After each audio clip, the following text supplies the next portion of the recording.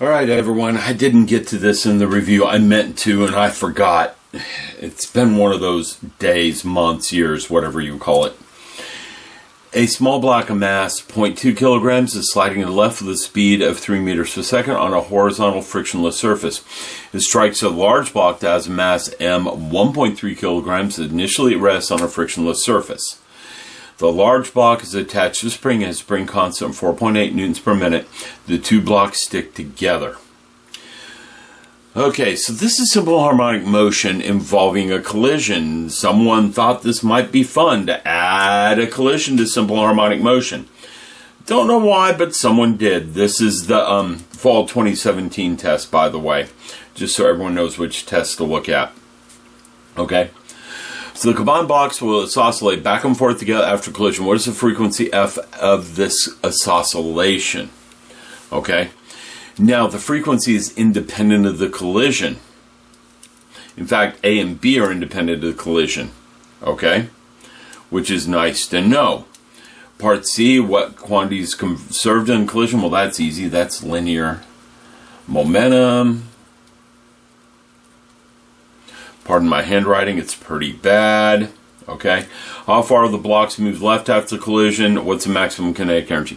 These two down here are going to have to deal with the collision. There's no way around it, but the two up top don't. Okay. So what we're doing there basically is just finding the frequency, and there's two ways to do it. We have F is 1 over the period. We have F is 2 pi omega. We have omega is the square root of k over m. Okay? So the first couple of problems really just involve this up here and have very little to do with the collision. Okay? I want the frequency of this, which means I want f, which means I got to find omega first, which is square root of k over m. So omega is the square root of k, which given up here is 4.8. And since the two blocks are stuck together, this is the total m. So my total mass is 0.2 plus 1.3, so it's 1.5. So if I get my nifty neato calculator out and find this, let's clear that. We're doing the square root of 4.8. I hope if I type what I'm saying, divided by 1.5. That gives me 1.788. Okay? So this is 1.788. Now F is, this equation's wrong over here. I did it during the review too. Omega is 2 pi F. So F is omega divided by 2 pi. So I'm going to take omega and divide it by 2 pi. So that will be the 1.788 divided by 2 pi. And that should give me F. So I'm doing 1.788 divided by 2 pi. And I get 0.285. 0.285 hertz. Okay? And now we can go to the position. Okay? How long would it take the blocks to return to the position after the collision? Now, frequency is 1 over the period, so the period is 1 over the frequency. That should be 1 over 0.285. Now, I suspect that's not correct, and I'm going to explain why in a second. But if I just push that button and hit that, I get 3. Now, the time period is 3.51 seconds. And why is that not correct? That's the time for a complete cycle. What this is asking for is the time for half a cycle. So if I divide that by 2, we get 1.75 seconds. So the period divided by 2 is 1.75, and that's our answer here. Okay?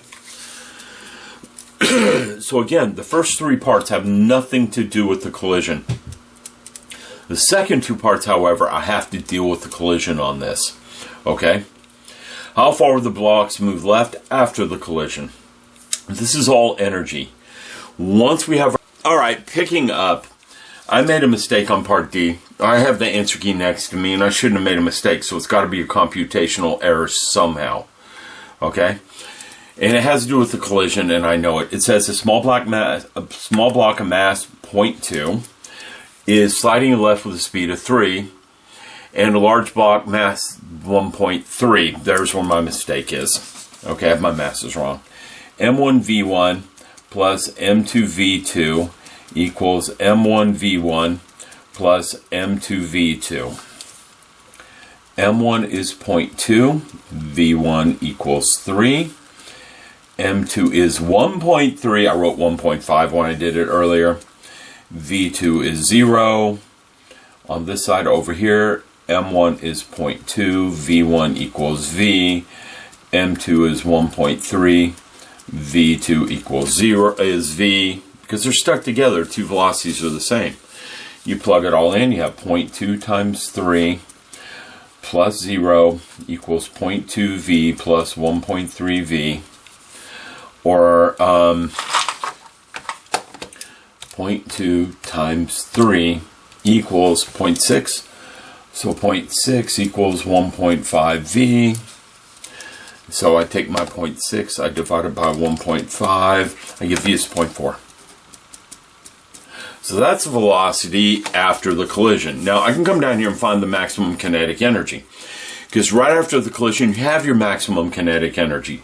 Because you have the maximum velocity. The spring's just going to steal energy off and slow the velocity. So I can just do 1/2 mv squared here.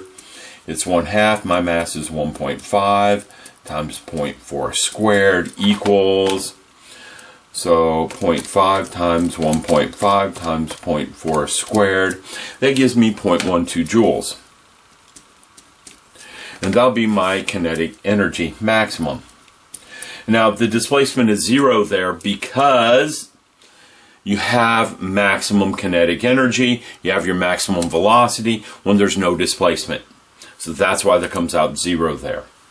Now up here, to get the maximum distance a block is going to move, you're going to take your energy, which we just found is 0.12, and set equal to 1/2 kx squared. Okay? So 0.12 equals 1/2 times 4.8 x squared. So take our calculator. We're going to do the 0.12 times 2. We're going to divide that by 4.8, and then we're going to square root that. And I get x equals 2.24. Sorry, wrote down the wrong thing. You can see it on the screen. You get x is 0.224 meters. And there's your maximum displacement.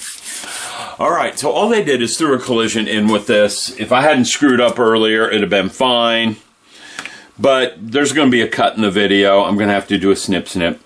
Anyhow, there you go. There's a video on working problem number 11. Hope you enjoyed. Hope you find it helpful. Bye.